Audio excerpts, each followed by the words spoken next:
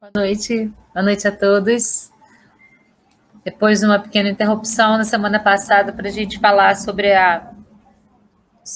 os 77 anos do Centro Espírita Paulo de Tarso, estamos de novo aqui mais uma semana para poder fazer o estudo da mediunidade. Né? A gente está trabalhando com o estudo sobre a mediunidade. E então vamos dar continuidade a esse estudo. Vamos iniciar com uma oração, pedindo a espiritualidade superior, pedindo a Deus, pedindo a Jesus, pedindo aos nossos mentores, para que eles possam abrir os nossos canais de entendimento, para que eles possam abrir as nossas percepções, para que tudo que seja dito aqui hoje possa ser utilizado na nossa vida diária.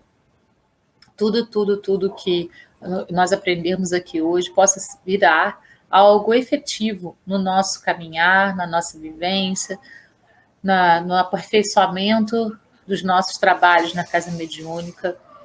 Lembrando que sempre, tudo o que está sendo dito aqui é para que a gente possa trabalhar com tudo isso na casa mediúnica, na mesa mediúnica, mas também para nos aperfeiçoar e para fazer com que nós compreendamos de maneira mais absoluta todas as questões relativas à mediunidade. Então, que nós possamos estar prontos para receber todo esse aprendizado. Me coloco agora como instrumento de Deus, como instrumento da espiritualidade, para transmitir as mensagens necessárias a cada um que está assistindo agora, sejam pessoas encarnadas, desencarnadas, sejam pessoas do Centro Espírita Paulo de Tarso de Três Pontas, sejam de outros centros, sejam pessoas não espíritas, todos que vão assistir presencialmente agora ou depois. Que todos nós possamos ser iluminados, abençoados e possamos receber luz, muita luz da espiritualidade superior. Assim é, que assim seja. Então, vamos agora para o módulo 3 do programa 2, o tema 1 desse módulo 3. A comunicabilidade dos espíritos. E aí, o tema 1 fala sobre a manifestação anímico-mediúnica dos espíritos. Vamos lá. Manifestação anímico-mediúnica. Então, a gente tem aí, um tripé, né, mental, fluídico, espiritual, o médium e o espírito comunicante que vão estar dentro dessa cadeia que vai se formar. Então, vamos ver cada uma dessas etapas aí, disso tudo aí. Ação dos fluidos e do perispírito. Primeiro, o médium é envolvido em fluidos ou energias do espírito comunicante, às vezes antes do horário da reunião. Quando é dia de mesa mediúnica, muitas vezes a gente fica com aquela sensação de estar desde antes, né, sofrendo algum tipo de influência, com algumas sensações diferenciadas, com algumas coisas assim que parece que não é nossa, e é isso mesmo. Porque às vezes, antes da reunião, algum espírito que vai ser atendido pela gente, porque o que acontece? Quando a gente vai para a reunião mediúnica, a espiritualidade já destinou cada espírito que vai ser trabalhado para cada médium que vai compor a mesa. E a gente, às vezes, antes de chegar lá na reunião, durante o nosso dia, a gente sente algumas sensações. Então, o que a gente pode fazer? Entrar em profunda oração, para que a gente possa não sugar aquelas energias desse espírito que vai se comunicar com a gente, mas ficar em oração, né, para manter o nosso campo áureo elevado, para que ele possa, então, estar conosco, vislumbrando o nosso dia e tendo aprendizado com aquele dia, porque ele está acompanhando a gente naquele momento. Então, se a gente tiver atitudes assertivas, atitudes positivas, a gente já vai estar sendo um exemplo para essa pessoa, a gente já vai estar sendo alguém que está encaminhando essa pessoa. Agora, se a gente começa a se entregar, né, ficar, nossa, eu estou sentindo isso, ele vai se sentindo empoderado, porque ele vai perceber que ele está exercendo algum tipo de influência sobre a gente. Então, nesse dia em que a gente vai trabalhar na mesa mediúnica, a gente precisa trabalhar de uma maneira bem tranquila para que tudo possa correr da melhor maneira possível, inclusive antes de chegar nela, porque a gente vai se sentir, às vezes, né, envolto nesse fluido desse espírito ou desses espíritos que vão aí à noite, ou na hora da reunião mediúnica, ser atendidos por nós, né? Não importa se é à noite, se é à tarde, tem muitas reuniões mediúnicas que são à tarde, no final de semana, no sábado de manhã, à tarde, enfim, não importa. Durante o dia de semana, que geralmente a gente faz à noite, né?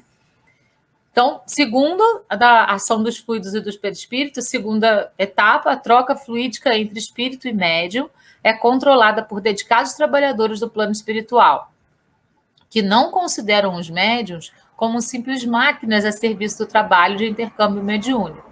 Então, assim, isso é muito importante a gente compreender também. Ah, mas durante o dia eu fiquei sobre influência, né, desse espírito o dia inteiro, cansado, o dia inteiro com essa sensação, com aquela sensação, com isso, com aquilo. Lembra? A gente tem sempre alguma proteção, né? A gente tem uma falange de espíritos iluminados trabalhando em benefício para que aquilo aconteça. Por isso, se a gente mantiver o nosso padrão energético elevado em oração, esses espíritos de luz eles vão ter mais acesso a nós e vão conseguir nos proteger muito mais.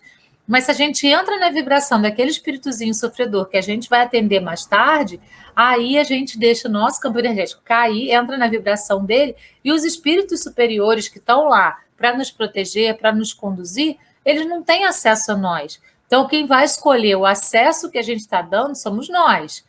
Ah, mas eles vêm e ficam do nosso lado. Sim, eles estão acompanhando a gente no nosso dia, né? Para poder fazer isso mesmo, para poder te desequilibrar, para poder fazer teu campo vibratório cair. Mas a gente é que tem a função de entrar no orar e vigiar, de fazer com que o nosso campo energético fique elevado, para a gente ter comunicação com os trabalhadores do plano espiritual, para que eles possam, então, nos proteger. Porque eles não nos consideram simples máquinas a serviço desse intercâmbio.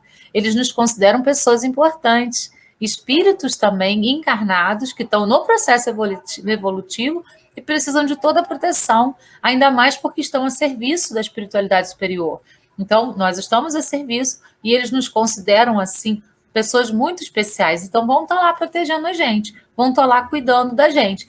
Depende só da gente, do nosso orar e vigiar e estar sempre assertivo, estar sempre vibrando de uma maneira bem positiva. Mas se a gente se entrega aos baixos padrões energéticos desses irmãozinhos, aí sim a gente vai perder o acesso dessa espiritualidade superior. Não totalmente, eles vão continuar ali. Nós é que não vamos perceber essa influência deles, porque a gente vai estar dando mais passagem para a influência de um campo energético menos equilibrado, né?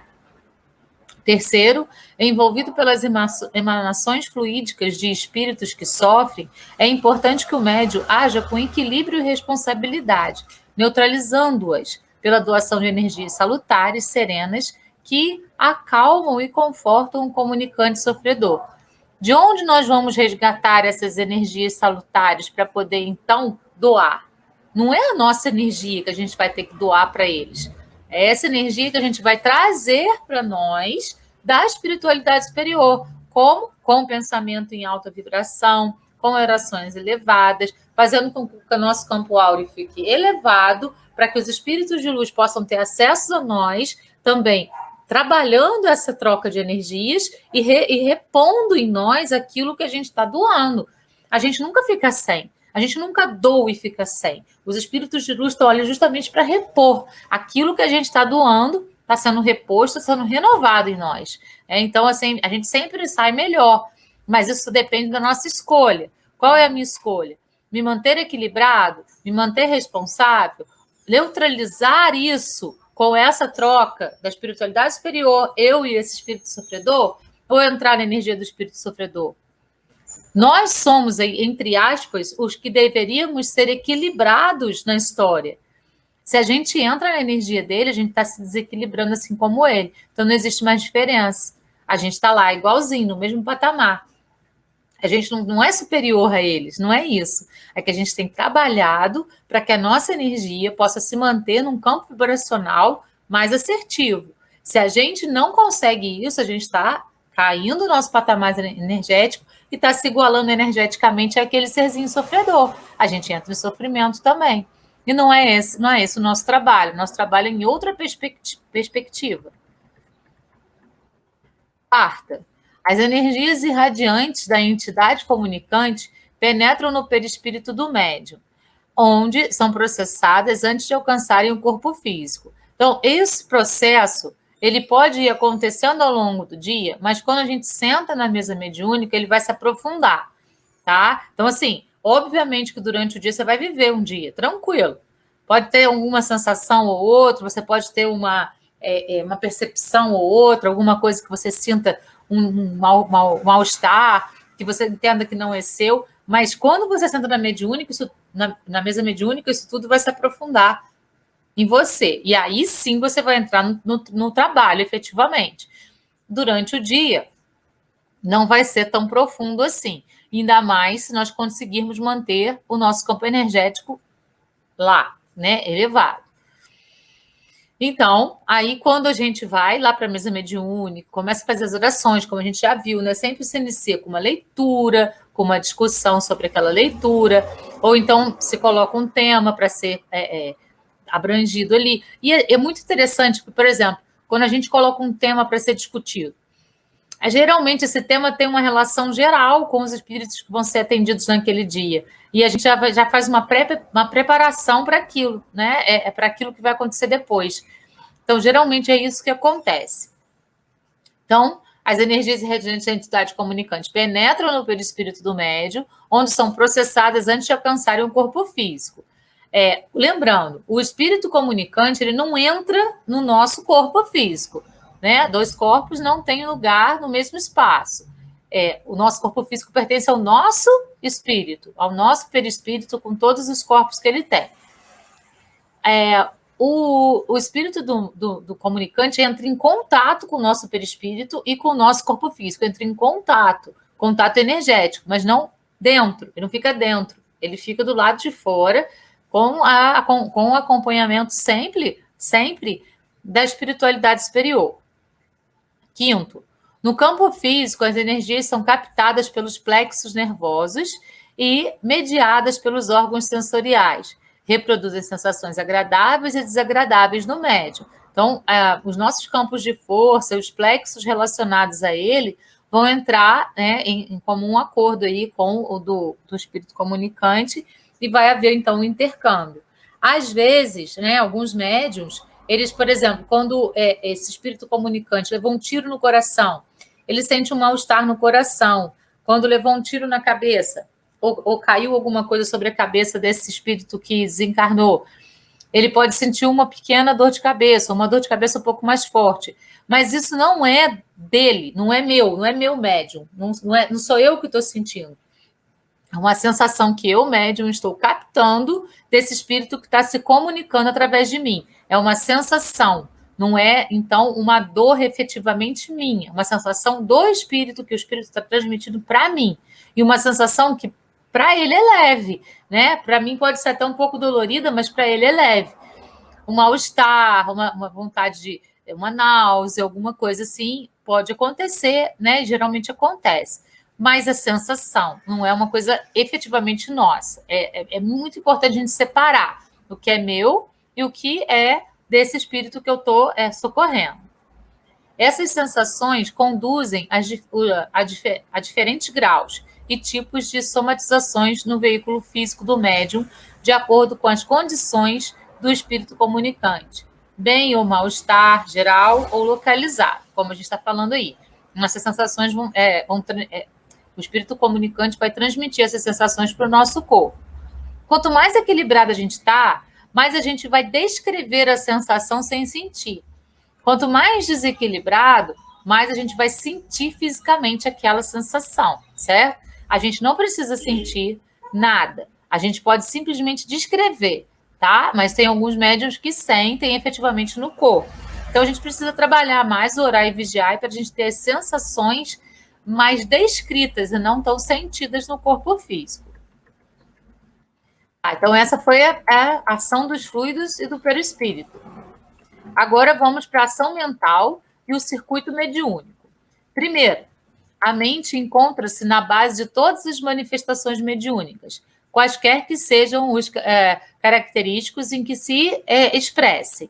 Então, a mente ela está na base da comunicação. é através da nossa mente que os espíritos vão se comunicar, vão falar, o que a gente vai ouvir, o que a gente vai ver, né? A tela mental lá que a gente viu, que os espíritos iluminados, a gente viu alguns encontros atrás, os espíritos responsáveis os espíritos de luz responsáveis pelo desenvolvimento da reunião mediúnica, muitas vezes colocam uma tela como se fosse uma tela de cinema, e os espíritos que têm esse tipo de mediunidade veem naquela tela as coisas acontecerem e vão descrevendo, né? Então, tudo vai acontecer por via da nossa mente.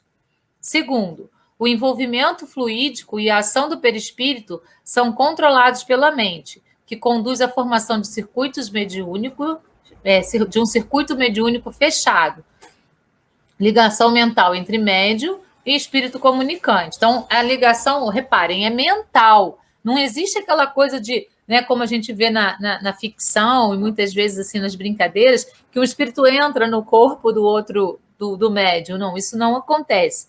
Vai acontecer pela ligação mental que nós vamos construir com esse espírito comunicante para que ele possa, através de nós, passar a sua mensagem, pedir o socorro, do jeito que seja. Aí vem a vontade e apelo, o médium capta as informações úteis a respeito do espírito que se manifesta e das suas condições espirituais.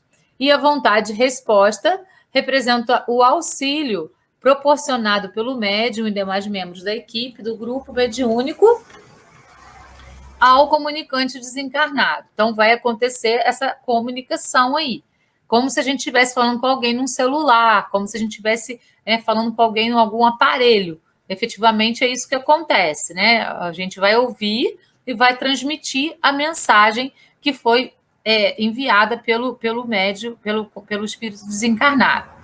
Isso está lá em Mecanismos da Mediunidade, enviado para a gente pelo André Luiz, né, também aí ao Chico Xavier. Beleza? Até aqui?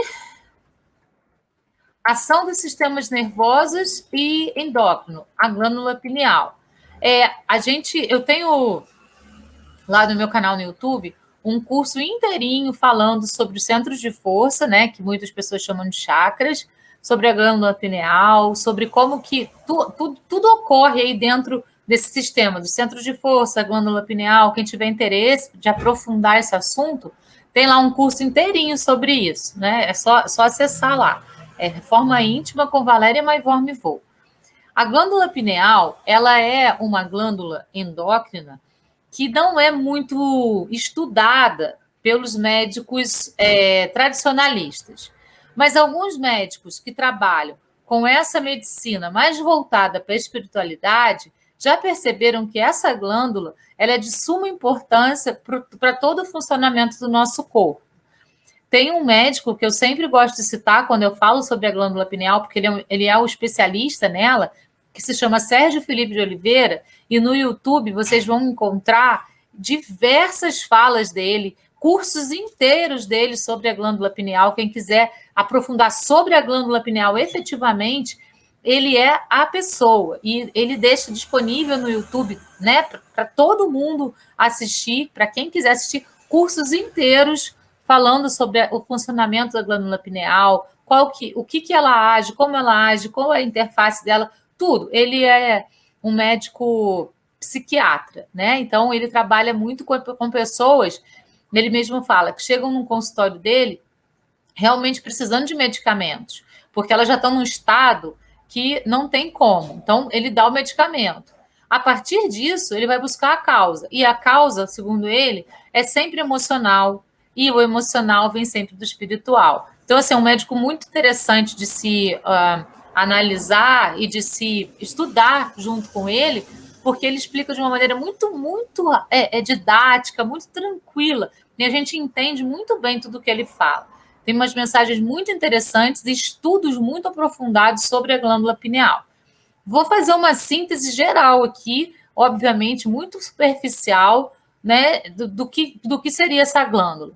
Ela fica no centro do nosso cérebro. O doutor Sérgio Felipe diz que se a gente pudesse afundar o dedo aqui entre os dois olhos, né, nesse chakra do terceiro olho, bem entre os dois olhos mesmo, acima do nariz aqui, afundar lá no fundo do nosso cérebro, a gente encontraria a glândula pineal. Então, ela fica no centro lá do nosso cérebro. Ela é pequenininha e ela é responsável pela ligação do cosmo com o nosso corpo. Então, pelo centro de força coronário, nós recebemos as informações que vão lá para a glândula pineal, que é ela que vai fazer essa captação através do centro de força coronário, para poder, então, enviar para o centro de força frontal, e esse centro de força frontal, ele vai mandar informação para todo o nosso cérebro. E aí, a partir disso, essa informação vai para todas as células do nosso corpo. Então, nós captamos o que a ciência tradicional já estudou, que essa glândula é responsável por toda a questão da puberdade, pela questão da menstruação, pelas fases da gravidez. Então, essa questão sexual ela é responsabilidade dela. Isso a ciência, de uma maneira geral, já descobriu. Então, por exemplo, a menstruação ela acontece de acordo com as fases da Lua. Se é de acordo com as fases da Lua, porque nós captamos do universo essas fases da Lua para fazer com que os períodos menstruais aconteçam.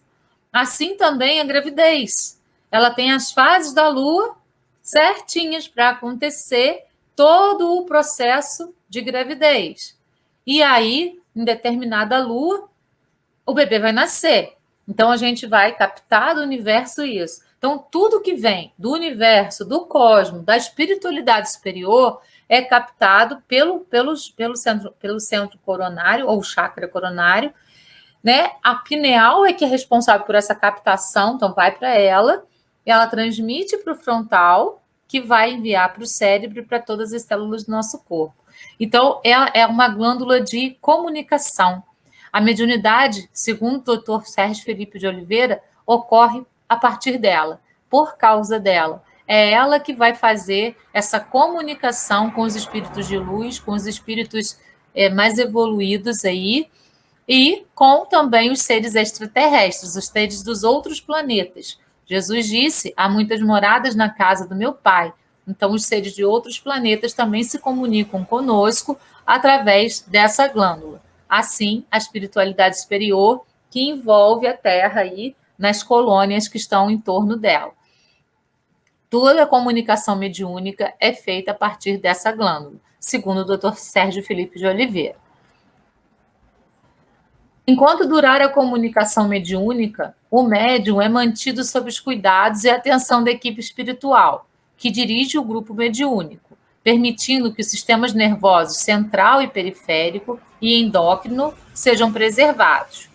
Com a atuação preventiva, os benfeitores espirituais, antes da comunicação mediúnica, as células nervosas recebem novo coeficiente magnético, para que não haja perdas lamentáveis do tigroide, corpúsculo de Nis, necessário aos processos de inteligência.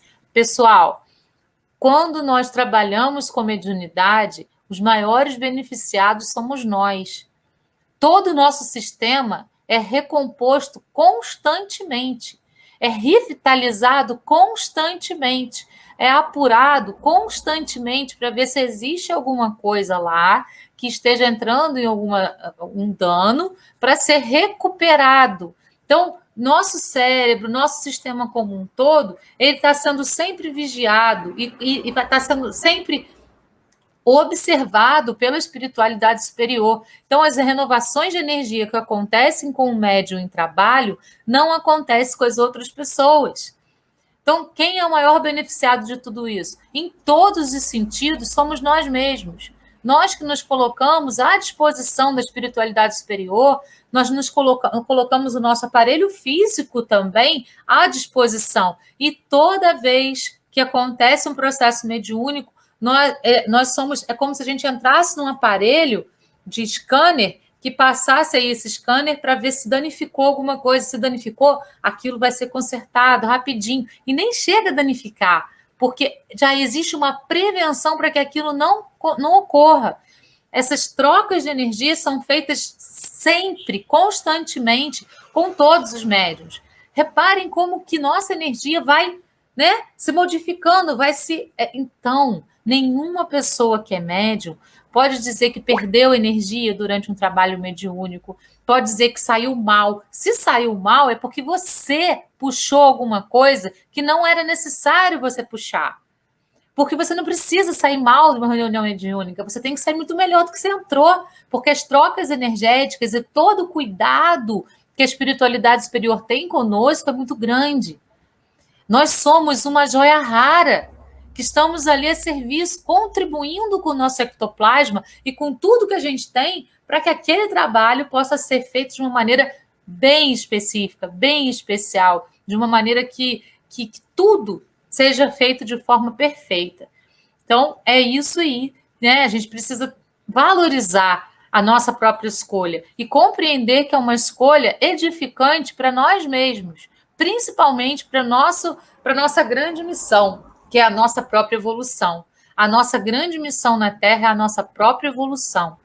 E trabalhando com a mediunidade, com todos esses processos que a gente nem imagina, isso aqui é só um pouquinho do que acontece com a gente. Nós vamos estar, sim, sendo trabalhados de uma maneira muito diferente, muito diferenciada. Estamos a serviço, mas eles também estão cuidando de nós. Sempre, o tempo inteiro eles estão cuidando de nós. Então, isso é muito bacana de saber. É muito interessante, porque nos dá mais força para persistir e continuar, né? Porque a gente está trabalhando aí no caminho da nossa própria evolução. Então, essas informações estão lá no livro Missionários da Luz, também enviado pelo André Luiz ao Chico Xavier, esse missionário, né, tão divino que é André Luiz, que é uma fonte de inspiração, porque assim como Paulo de Tarso, ele conseguiu se desnudar do homem velho e se transformar no homem novo. A partir do momento que ele saiu do umbral, que ele passou por todos aqueles anos que para o mundo espiritual não é nada, mas para a Terra são alguns anos, que ele conseguiu sair de lá e ir para a colônia, a partir do momento que ele pede socorro, a evolução dele na colônia foi uma coisa espantosa, assim como foi a de Paulo de Tarso aqui na Terra. Então, são dois exemplos que a gente pode seguir do desnudar-se de quem somos e do nos apropriarmos de quem queremos ser, né? E esse que quem queremos ser está dentro de nós, está aí, à disposição, a qualquer momento, para que a gente possa, então, tirar essa casca velha e se transformar num homem novo. Todos os momentos em que a gente quiser. A gente é mais... a gente consegue fazer mais metamorfoses que a borboleta, né? Ela consegue fazer uma vez durante o processo de vidinha dela. Nós conseguimos fazer metamorfose quantas vezes quisermos, sairmos do casulo quantas vezes quisermos. Então, por que não? Vamos seguir o exemplo de Paulo de Tarso e também de André Luiz, nessa perspectiva da nossa evolução espiritual. Vamos agora, então, vamos iniciar o tema 2 do módulo 3, o diálogo com os espíritos. A importância do doutrinador ou dialogador. Esse é aquele que vai administrar a mesa mediúnica, aquele que vai ficar a serviço, trabalhando com os outros médiuns, doutrinando e dialogando com aqueles espíritos que vão vir, né, a partir da caridade dos outros médiuns de receber psicofonicamente, ou psicografando, ou desenhando, ou vendo através de telas algo que possa estar acontecendo. Ele vai estar trabalhando com todos esses médiuns para poder contribuir na doutrinação, dialogando com os espíritos que chegam ali para serem socorridos. Caridade fraternal, reunião mediúnica. Desencarnados, sofredores, perseguidores, renitentes ou não, de viciações, ódios, desvios emocionais. Então, a gente vai trabalhar nessa perspectiva da doutrinação. A doutrinação dos espíritos sofredores inferiores e obsessores é uma necessidade social. Assim como existe a necessidade da caridade material, né, de a gente doar cestas básicas para famílias carentes, doar cobertores na época do frio, uma família está precisando de uma cama, a gente fazer uma campanha para ou comprar uma cama, ou alguém doa uma cama. As necessidades materiais, elas envolvem caridade. Mas a mesa mediúnica também é uma forma de exercer a caridade. Eu insisto nisso, porque isso é muito importante da gente assimilar. Quando a gente está ali, na mesa mediúnica, doando aquele nosso tempinho, para nós é um tempinho de 1 hora e 40. Para a espiritualidade, pode ser um tempo muito diferenciado do que isso. Pode ser muito mais tempo, porque espíritos que estão ali há, sei lá, 200, 500, 600, 1000 anos vagando, sem entender o que aconteceu, sem entender que eles desencarnaram, são socorridos naquele momento, lá no momento em que ele pensa que está, para poder ter uma vida nova de novo. Então, é muito importante, realmente trabalhar em mesa mediúnica é um ato de caridade pura, de doação pura, de caridade fraternal. É muito bonito. Como eu falei, o curso de mediunidade, ele não gera uma obrigatoriedade de quem fez o curso de trabalhar na mesa mediúnica. Não gera. Mas ele dá essa condição à pessoa. Então, se ela escolher trabalhar na mesa mediúnica após um curso de mediunidade, ela está apta, porque ela compreende todos os processos, então ela está pronta para poder fazer o trabalho, ir trabalhar. Vamos, então, enveredar por esse tema, desse capítulo aí, o tema 2. Doutrinador, dialogador ou médium esclarecedor. Bom doutrinador tem desenvolvido a mediunidade de intuição, a qual aperfeiçoa-se com a prática. Então, assim, um bom doutrinador, ele não precisa ser um médium psicofônico, psicográfico, não precisa ser, ele precisa ser um médium de intuição. E como ele fala, essa intuição vai se aperfeiçoando com a prática. O médium esclarecedor deve esforçar-se para desenvolver paciência e tolerância, que acalmam e acolhem irmãos sofredores. Então, o irmão chega falando de uma maneira áspera, falando de uma maneira dura, dizendo que não gostaria de estar ali, nervoso. Aí o médium doutrinador vai entrar nessa energia? Não adiantou nada. Ele precisa desenvolver, portanto, a paciência e a tolerância para lidar com aquela recusa daquele irmãozinho que não queria estar ali, mas está. Está porque chegou a hora. Por que a gente sabe disso? Porque existe um plano superior trabalhando. E se o plano superior colocou aquele irmãozinho ali, é porque chegou a hora dele. Então, o médium doutrinador, ele precisa ter o quê? Paciência, tolerância para acalmar esse irmão, para lidar com esse irmão, para não deixar ele mais nervoso do que ele está. Então, ele tem que ir tateando para ver qual o caminho que ele consegue para poder conversar com ele e caminhá-lo. Então, precisa ter tudo isso. Claro que existe também um doutrinador e dialogador espiritual junto ali. Mas o equilíbrio do médium é muito importante para que ele possa ir intuindo aquilo que o mentor dele está falando para ele. Ou o mentor dele ou o mentor da mesa mediúnica está ali pedindo para que ele fale, certo? Estudo espírita para neutralizar modismos e equívocos. Então, precisa ser uma pessoa de muito estudo. Precisa ser uma pessoa que domine bastante tudo isso que nós falamos aqui e muito mais. Seja uma pessoa que tenha lido o Pentateuco, que tenha estudado o Evangelho, o Livro dos Espíritos, que tenha estudado os livros de André Luiz, que falam sobre essa mediunidade terrestre. A grande parte dos livros de André Luiz vão se ocupar de trabalhar essa mediunidade nossa aqui. A gente está trabalhando nas terças-feiras o livro Nos Domínios da Mediunidade, que trabalha justamente isso. André Luiz fez uma expedição estudando uma mesa mediúnica para poder mostrar para a gente tudo que ocorre nela, tudo que ocorre na mesa mediúnica. Então, é um livro fundamental para quem vai querer trabalhar numa mesa mediúnica, para quem vai querer trabalhar num trabalho de desobsessão. Porque ali ele vai aprofundar conceitos que nós falamos aqui, a gente aprofundou bastante, mas ele vai falar com outra ótica, do que ele viu lá, para que a gente possa entender ainda melhor todo esse processo. Benevolência afabilidade e simplicidade durante o trato com os espíritos comunicantes.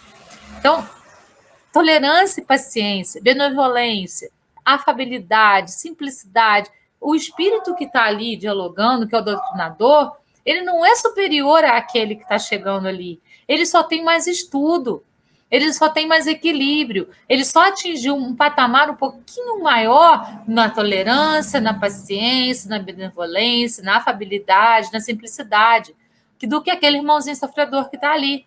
Quando esse irmãozinho sofredor conseguir compreender que o bem é superior ao mal, e quando ele enveredar pelo caminho da luz, ele vai ter todas essas possibilidades também. É uma escolha dele. Por enquanto, ele ainda não percebeu isso. Mas, com esse trabalho, ele pode perceber e se tornar um médium, ou então um doutrinador ainda melhor do que aquele que o doutrinou. Então, ninguém é melhor do que ninguém. Por isso, a simplicidade é muito importante. A gente não sabe com quem a gente está lidando.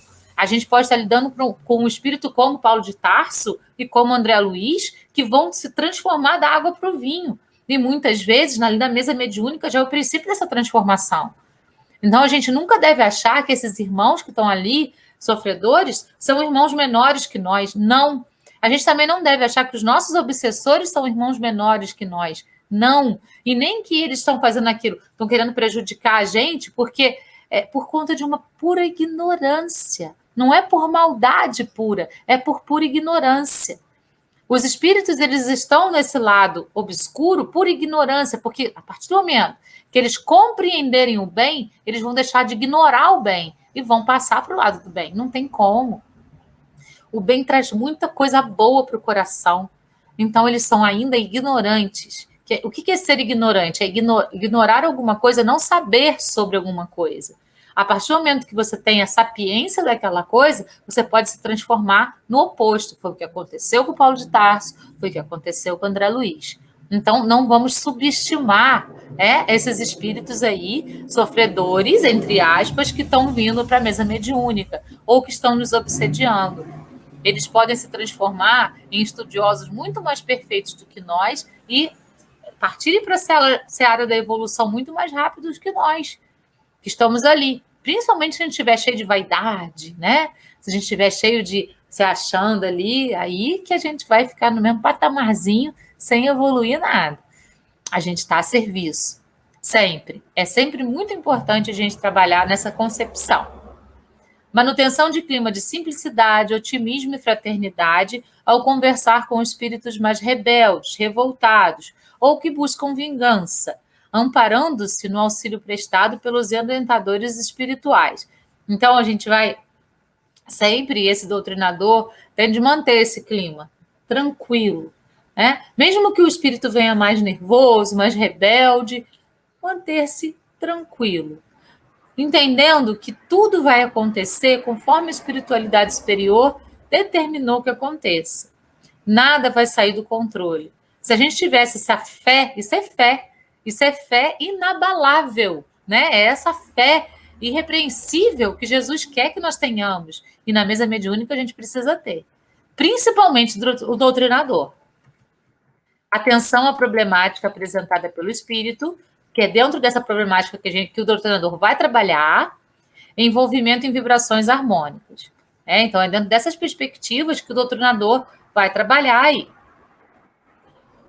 O encarnado, encarado do diálogo, deve conscientizar-se do esforço de combate às próprias imperfeições morais, trabalhando na aquisição e no desenvolvimento de virtudes, pois o seu comportamento no bem e suas atitudes equilibradas apresentam um significativo efeito moral sobre os espíritos com quem dialoga. Então, lembra, espíritas, instruí-vos, e através da instrução você alcança a moral. É isso que ele está falando. Quanto mais a gente estiver dentro desse campo moral, desse aprendizado que a gente tem com a espiritualidade superior, mais a gente vai ter condições de trabalhar com os espíritos sofredores, com os espíritos ainda na ignorância do bem. Porque a gente vai ter mais virtudes para apresentar, e essas virtudes podem, sim, seduzir esses espíritos. Nossa, como que ele é assim? Eu queria ser assim também. Nossa, eu posso ser assim, eu vou ser assim, e ele, então, vai caminhar por essa seara. Condições favoráveis de um bom diálogo com os espíritos. Para o espírito, que lhe convenha fazê-lo, que sua posição ou suas ocupações lhe o permitam, que encontre no médium um instrumento apropriado à sua natureza. Tá.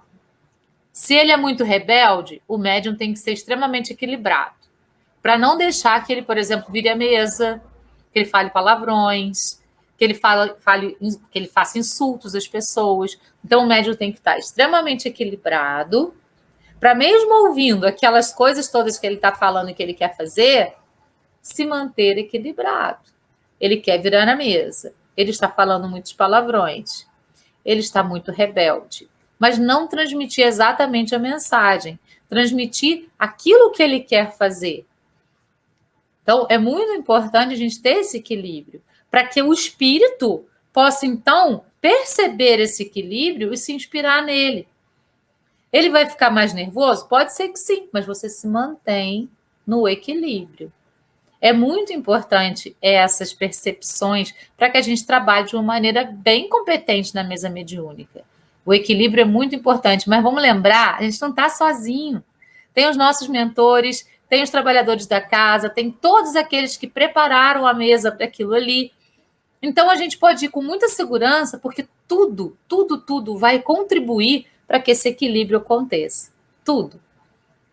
A não ser que tenha um irmãozinho ali que esteja burlando as regras, que não esteja integralmente nesse trabalho de doação, mas esteja num trabalho de pura vaidade para mostrar que ele é melhor do que todo mundo. Aí, quando ele baixa o padrão energético, e aí ele pode realmente ser enganado por espíritos aí brincalhões, que nem estavam na hora de chegar ali, né, que trouxe com ele, né? Mas esse irmãozinho, ele vagarosamente vai sendo afastado da mesa mediúnica pela própria espiritualidade, tá? É muito raro ter um caso desse na mesa mediúnica. O doutrinador também precisa perceber isso, a gente já viu isso, né, em reuniões anteriores nossas aqui. Para um bom diálogo, o segredo é o amor. A argumentação, sentimentos de solidariedade, fraternidade, compreensão. Não é tipo, você não tem que ser bonzinho, né? O doutrinador, o dialogador, não tem que ser bonzinho, ele tem que ser firme, mas dócil. Ele precisa ter palavras doces e firmes, para poder, então, fazer com que aquele espírito compreenda para que ele está ali, para que ele veio. Não é mostrar superioridade, pelo contrário, simplicidade, mas mostrar segurança no que está sendo falado, no que está sendo feito ali. Por isso, o amor. A palavra dotada de energia elétrica que conduza à harmonia. Prece, passe, irradiações mentais como recursos valiosos de apoio. Quando o doutrinador está falando e ele percebe que o espírito está muito rebelde, ele mesmo vai emitir uma irradiação mental para que tudo aquilo se acalme, e emitir um passe, se colocar em posição singela, né? Só abrindo as mãos para que esse passe chegue até ele. Então, são muitos movimentos que esse doutrinador vai fazer ao mesmo tempo para alcançar a harmonia daquele irmãozinho que está ali, né, em desespero. Se ele chegou até ali é porque ele quer ser socorrido. E a gente precisa ter essa consciência na hora que a gente está nesse lugar de ser o doutrinador. Assim, não basta doutrinar o espírito no sentido de transmitir-lhe informações ou ensinar-lhe algo. É importante evangelizar. Para doutrinar, basta o conhecimento intelectual dos postulados do espiritismo. Para evangelizar, é necessária a luz do amor no íntimo. Na primeira, bastarão a leitura e o conhecimento. Na segunda, é preciso vibrar e sentir com o Cristo. A primeira é o primeiro movimento, é o que a gente tem, é o que a gente sabe. Isso tudo eu já sei. O segundo é o colocar em prática, o que a gente sempre fala aqui.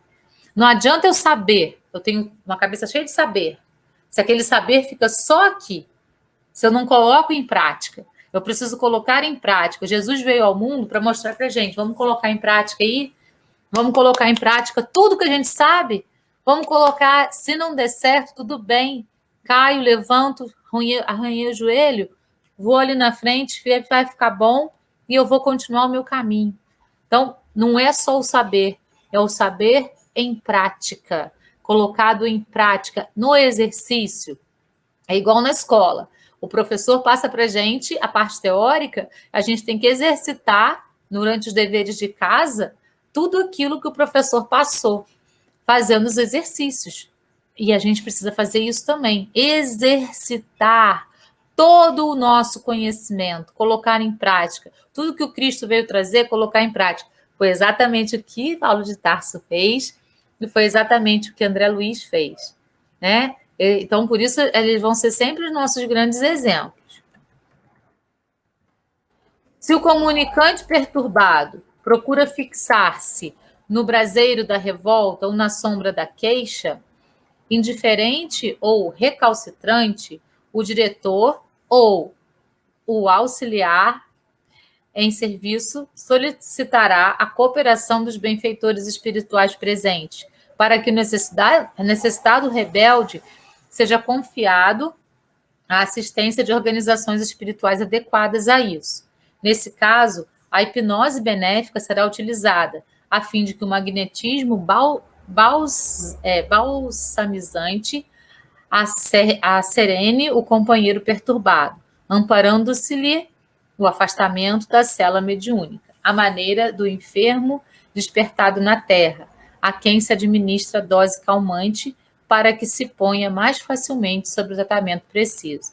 Isso está lá em Desobsessão, também enviado por André Luiz. Então, em mesas mediúnicas isso é muito comum. Às vezes o espírito está muito rebelde, muito rebelde, muito resistente. Então a gente fala assim, toma esse remedinho, esse remédio vai te fazer bem, ele vai fazer com que você possa pensar melhor. Às vezes eles não querem tomar, mas a maioria das vezes eles tomam. E esse remédio simbólico é como se fosse um calmante mesmo, que a espiritualidade dá para ele, para que ele possa então relaxar e se deixar conduzir. Muitas vezes a gente fala, ó, estão chegando ali enfermeiros, eles vão cuidar de você, deita aqui na maca, essa maca você vai ser levado para um lugar onde você vai poder ser cuidado. E outras vezes precisa mesmo de segurar um pouquinho com mais força e então colocar um calmante, né, espiritual, para que ele possa ser levado aí para o hospital e depois que ele acordar, então ele continuar a doutrinação dele aí no mundo espiritual. Existem milhões de possibilidades para isso acontecer. Todas elas são lindas e edificantes. Então, pessoal, por hoje foi isso. Eu espero que eu tenha levado para vocês informações importantes, né, sobre a questão da mesa mediúnica. Muito obrigada pela presença de todos, pela companhia de vocês aí nessa noite de segunda-feira. Até semana que vem, com mais uma reflexão sobre a mediunidade, mais um estudo sobre a mediunidade. E até amanhã também, para o nosso curso sobre o livro Nos Domínios da Mediunidade. Eu, João Carlos e Rodrigo estaremos aí juntinhos com vocês para fazer o estudo dessa obra tão linda. Gratidão a todos. Namastê. Até semana que vem. Beijo no coração.